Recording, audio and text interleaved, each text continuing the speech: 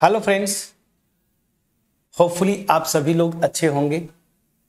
अब मैं स्टेटमेंट बताऊंगा थ्योरम ऑफ टोटल प्रोबेबिलिटी। देखिए ये बोलता क्या है, पहले मैं स्टेटमेंट लिख दूं और फिर जो है मैं आपको इसको ग्राफिकली मतलब वेन डायग्राम से भी एक्सप्लेन करूंगा और इसका जो एप्लीकेशन है, हालांकि कम इस पे एग्जांपल बनते हैं लेकिन इसका यूज होगा डायरेक्ट बेस थ्योरम में। ठीक है ना, इस बेस थ्योरम का अगर प्रूफ देखें तो भी वहां पे यूज होगा। हालांकि प्रूफ मैं नहीं करवाऊंगा, अगर प्रूफ की रही बात तो आप बुक से देखिएगा, नहीं समझ में आएगा तो बोलिएगा, मैं कभी बाद में करवा दूंगा।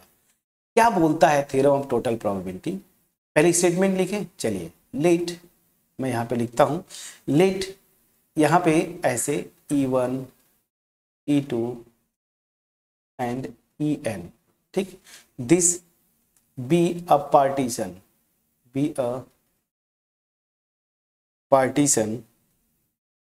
of the sample space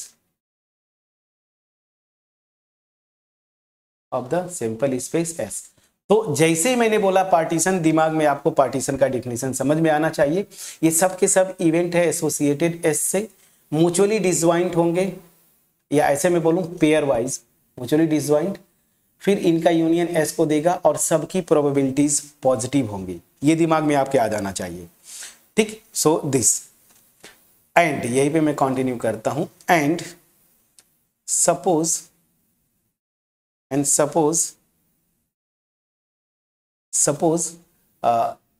ए, या एक मिनट ना मैं लेट करके लिख दूं तो ज्यादा सही है। तो जैसे ही मैंने बोला पार्टीशन, तो पार्टीशन में सब कुछ आपको क्लियर हो गया, ये सारी प्रॉपर्टी जो पार्टीशन की वो सेटिस्फाई करेंगे। अब मैं यहां पे लिखता हूं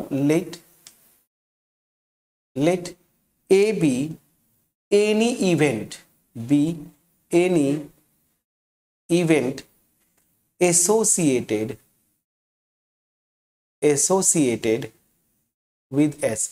अब ये क्या है, आप बोलेंगे कि सर ठीक है ये पार्टीशन हो गया, तो अब ये सी बात है, पार्टीशन करते हैं तो कोई और ऐसा इवेंट हो सकता है ना उससे एसोसिएटेड, और ऐसा बिल्कुल पॉसिबल है कि वो जो इवेंट ए है ना इनसे डिसजॉइंट ना हो।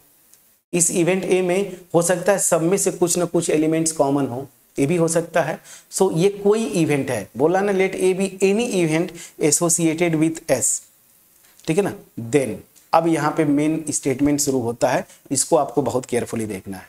Then probability of A, this is equal to, क्या होगा, ए की प्रोबेबिलिटी, इस इवेंट की probability of E1 into conditional probability of A given E1। समझिएगा ना, ये जो पार्टीशन फॉर्म कर रहे हैं उनको लेके यहां पे क्या हो रहा है, ए का कंडीशनल प्रोबेबिलिटी है मल्टीप्लाइड बाय इस इवेंट E1 जो यहाँ पार्टीशन में है, ठीक है ना, उसके प्रोबेबिलिटी से मल्टीप्लाई किया। फिर उसी तरीके से P ऑफ E2 दूसरा इवेंट लीजिए पार्टीशन वाला और multiplied by conditional probability of A given E2, और इस तरीके से लास्ट में जाते हैं condition P of En into conditional probability of A given En, ठीक है ना, ये हो गया।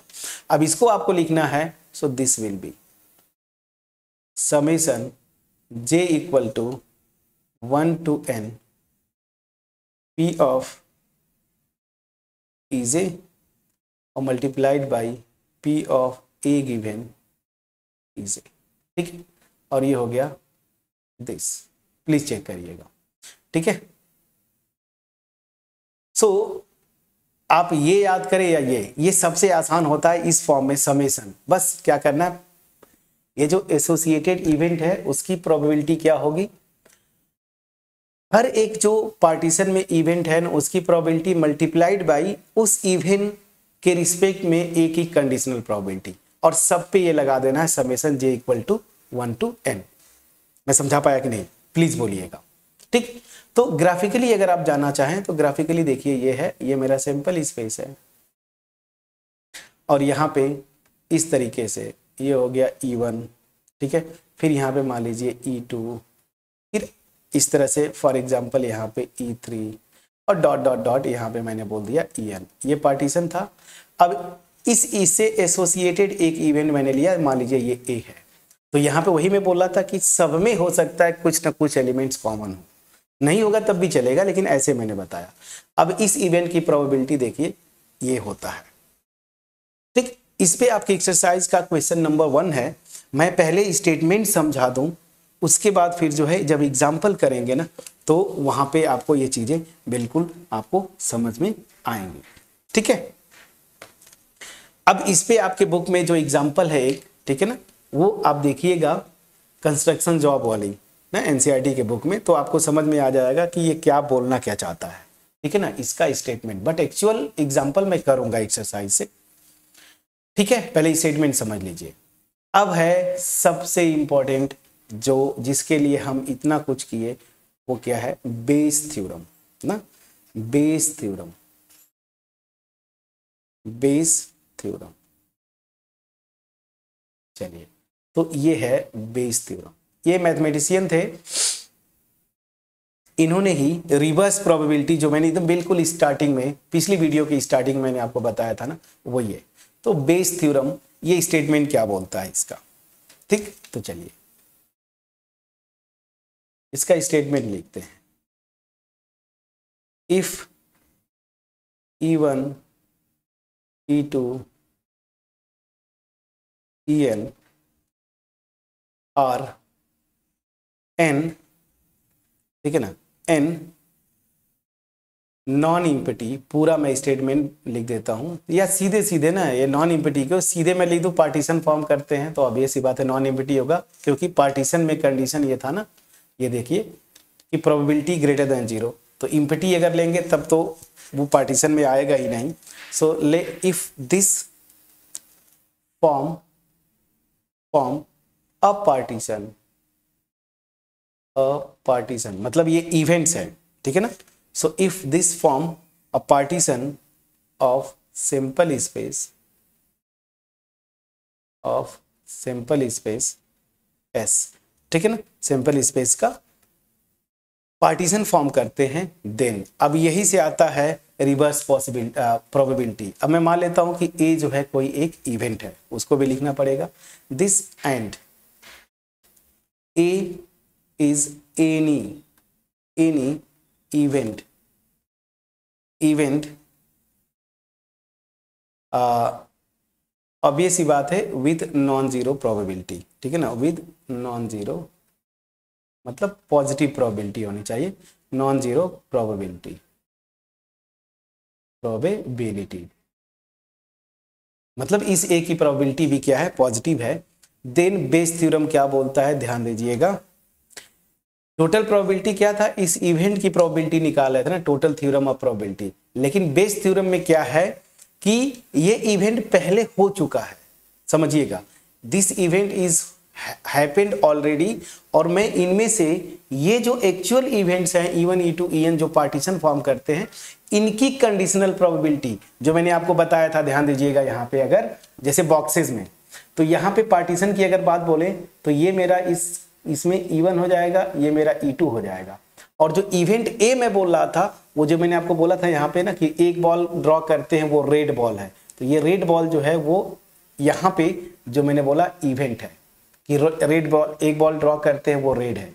तो मैंने आपको बोला था ना कि ये दे दिया कि एक बॉल ड्रॉ करते हैं वो रेड है, तो आप कंडीशनल प्रोबेबिलिटी मतलब वो प्रोबेबिलिटी बताइए कि वो बॉल जो है फर्स्ट बैग से खींचा गया है, मतलब यहाँ पे E1 की कंडीशनल प्रोबेबिलिटी। उसी तरीके से बोले कि वो बॉल रेड है और बताइए कि वो बॉल सेकेंड बैग से खींचा गया, मतलब E2 की कंडीशनल प्रोबेबिलिटी। मैं समझा पाया। तो बेस थ्योरम कैसे लगाते हैं, यहाँ पे एक मैंने ओवरव्यू, एक आइडिया भी दे दिया आपको। चलिए इसको मैं हटा दिया, ठीक। तो इसका मतलब क्या है कि यहाँ पे ये इवेंट दे दिया है और इसी के रिस्पेक्ट में कंडीशनल प्रोबेबिलिटी इसमें से किसी का निकालना है, वही बताता है Bayes theorem. So then probability of, यहाँ पे देखिए EI, conditional probability of EI given A, ध्यान दीजिएगा।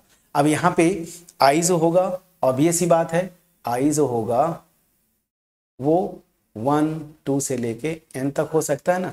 1 रखेंगे तो E1 की कंडीशनल प्रोबेबिलिटी आपसे पूछ दिया, जैसे वहां पे बैग 1, या फिर आपको अगर 2 रख देंगे तो बैग 2 की कंडीशनल प्रोबेबिलिटी। समझ में आ रहा है। तो आप किसी भी इवेंट E1 E2 En में से आप उसकी कंडीशनल प्रोबेबिलिटी गिवन ए निकालेंगे और इसका फार्मूला बहुत स्ट्रेट है। क्या? P ऑफ EI, जिसका कंडीशनल प्रोबेबिलिटी निकाल रहे हैं वही P of EI multiplied by conditional probability of A given EI और डिवाइडेड बाई पूरा सम। और ये सम जो है नीचे जो आता है आपको याद करने के लिए बता रहा हूं, ये जो है ना टोटल प्रोबेबिलिटी वाला वही पूरा टर्म आता है।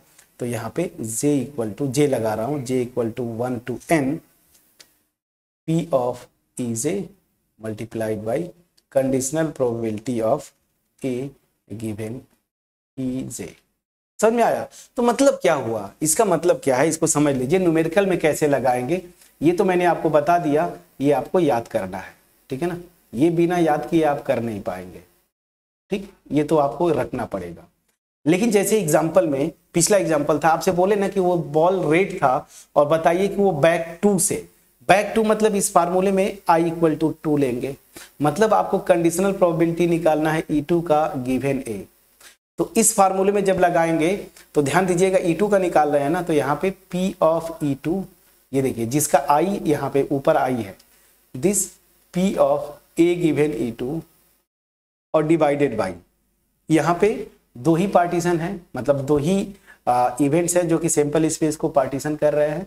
तो यहाँ पे क्या हो जाएगा, अगर यही लगाएंगे समेशन j इक्वल टू 1 रखेंगे तो P of E1 into conditional probability of A given E1, ठीक, प्लस फिर 2 रखेंगे, समेशन में देखिए n तक जाना है, तो P of E2 multiplied by conditional probability of A given E2, ठीक।